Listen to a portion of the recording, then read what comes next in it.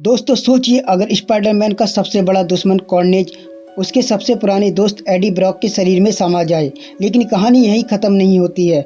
New York में एक ऐसा नया कातिल आया है जो स्पाइडरमैन, वेनम और कार्नेज इन तीनों के परिवारों को चुन चुन कर मार रहा है। आज हम बात करेंगे स्पाइडरमैन की सबसे खतरनाक कहानी डेथ स्पाइरल की।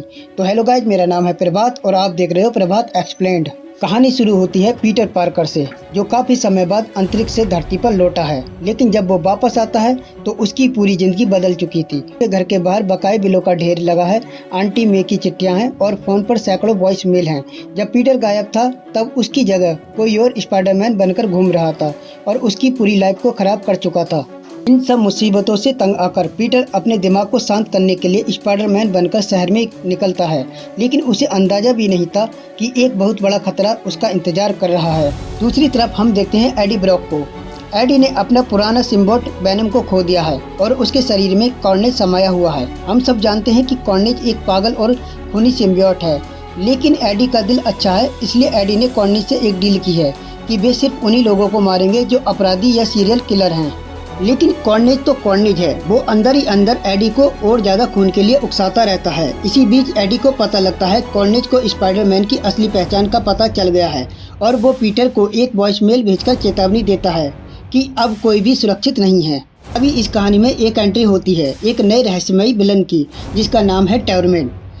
टॉर्मेंट कोई आम कातिल नहीं है, वो एक खास पैटर्न में लोगों का शिकार कर रहा है। स्पाइडरमैन, एडी ब्रॉक और बेन राइल के दूर के रिश्तेदारों को पहले मारता है और फिर धीरे धीरे उनकी तरफ बढ़ रहा है। इसे ही कहा गया है डेथ स्पाइरल। हद तो तब हो जाती है जब टॉर्मेंट स्पाइडरमैन के पुराने दुश्मन शॉकर के घर में घुसता है, बेरहमी से उसका हाथ काटता है और उसे मार डालता है। मरने के बाद दीवार पर वो लिख जाता है कार्नेज रूल्ड, यानी कार्नेज का राज था, अब नहीं। वो सीधे कार्नेज को चुनौती दे रहा था। लेकिन यहाँ एक बड़ा ट्विस्ट आता है। मैरी जैन अब कोई साधारण लड़की नहीं रही, वो अब खुद वेनम बन चुकी है। पीटर को जब ये पता चलता है तो वो दंग रह जाता है। लेकिन इसी बीच एडी के शरीर में छिपा कार्नेज एक बहुत बड़ी चाल चलता है। जब एडी सो रहा होता है तो कार्नेज चुपके से एडी का फोन इस्तेमाल करता है और इस नए विलन टॉर्मेंट को मैसेज करके कहता है कि तुम्हारा अगला शिकार मैरी जैन होनी चाहिए।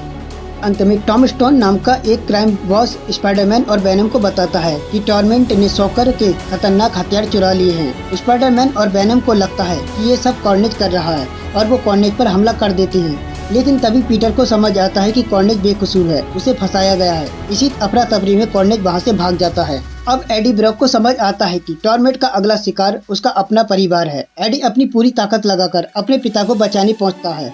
लेकिन जब वो कमरे का दरवाजा खोलता है तो उसके होश उड़ जाते हैं। सामने उसके पिता की लाश पड़ी थी और उस लाश के ऊपर बैठा था टॉर्मेंट। टॉर्मेंट मुस्कुराते हुए एडी से कहता है, तुम्हें देखकर अच्छा लगा। यानी टॉर्मेंट एडी ब्रॉक को बहुत पहले से जानता था। अब आगे क्या होगा?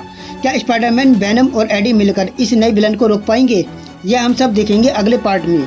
अगर आपको यह कहानी पसंद आई हो तो वीडियो को लाइक करें और चैनल को सब्सक्राइब करें। Thank you.